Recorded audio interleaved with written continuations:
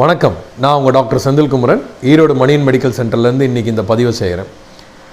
இன்றைக்கான முக்கியமான பதிவு என்ன அப்படின்னா, உடற்பயிற்சிக்கு முன்னாடி நான் சாப்பிடலாமா, உடற்பயிற்சி செய்து கொண்டு இருக்கும்போது இந்த ப்ரோட்டீன் ஷேக்ஸோ அல்லது ப்ரோட்டீன் பார், ஸ்நாக்ஸ் அந்த மாதிரி நான் சாப்பிடலாமா, இல்லை உடற்பயிற்சி செஞ்சு முடிச்சுட்டு ஒரு அகோர பசியோடு இருக்கும்போது நான் ஏதாவது சாப்பிடலாமா அப்படிங்கிற கேள்வி திரும்ப திரும்ப எங்களுக்கு வந்துட்டுருக்கு. அதுக்கான பதில்னு பார்த்தீங்க அப்படின்னீங்கன்னா, என்ன நோக்கத்துக்காக நீங்கள் செய்கிறீங்க அப்படிங்கிறத பொறுத்து தான் இது இருக்குது.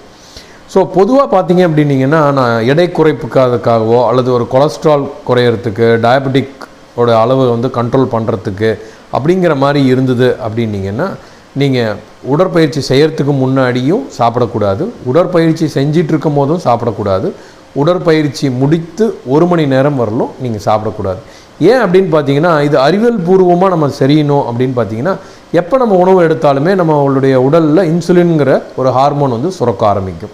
புரியுதுங்களா? அதுதான் சுகரை கண்ட்ரோலுக்கு கொண்டு வரக்கூடிய ஹார்மோன்.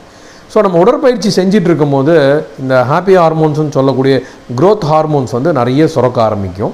ஸோ அந்த மாதிரியான டைமில் நம்ம ஏற்கனவே சாப்பிட்ருந்தோம் அப்படின்னீங்கன்னா, இந்த இன்சுலின் உள்ளே சுரந்து க்ரோத் ஹார்மோனும் இன்சுலினும் கவுண்டர் ரெகுலேட்டரி ஹார்மோனாக மாறிடும்.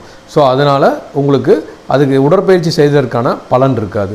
இன்னொன்று பார்த்தீங்க அப்படின்னீங்கன்னா, நம்ம இந்த உடற்பயிற்சி செய்து கொண்டு இருக்கும்போது நம்மளுடைய கல்லீரலில் கிளைக்கோஜன் ஸ்டோர் இருக்கும். ஸோ முதல்ல நம்மளுடைய வயிற்றில் இருக்கக்கூடிய சுகர் லெவல் குறைய ஆரம்பிக்கும். அடுத்தது நம்மளுடைய ரிசர்வாக இருக்கக்கூடிய கிளைக்கோஜன் குறைய ஆரம்பிக்கும். ஸோ இது எல்லாமே பார்த்தீங்க அப்படின்னா, ஒரு 20-25 நிமிடங்கள் நம்ம உடற்பயிற்சிகள் நம்ம செய்து கொண்டு இருக்கும்போது இது ஆட்டோமேட்டிக்காக இது குறைய ஆரம்பிக்கும். அடுத்தது என்ன ஆரம்பிக்கும் அப்படின்னு பார்த்தீங்கன்னா, குளுக்கோனியோஜெனசிஸ்னு சொல்லக்கூடிய வழியில் இந்த உடம்பு அடுத்த எனர்ஜிக்கான சோர்ஸை தேட ஆரம்பிக்கும் போது இது கொலஸ்ட்ரால்லையோ அல்லது ஃபேட்டில் இருந்தோ எடுக்க ஆரம்பிக்கும்.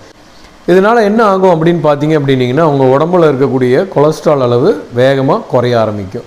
ஸோ நம்ம ஏற்கனவே உணவு எடுத்தாலோ அல்லது நம்ம உடற்பயிற்சி செய்து கொண்டு இருக்கும்போது உணவு எடுத்தாலோ, உடற்பயிற்சி செய்து 1 மணி நேரம் வரலும் நம்ம உணவு எடுக்காமல் இருந்தோம் அப்படின்னா, இந்த ப்ரொடெக்டிவ் மெக்கானிசம் மூலமாக நம்மளுடைய கொலஸ்ட்ரால் நல்லாவே குறைய ஆரம்பிக்கும்.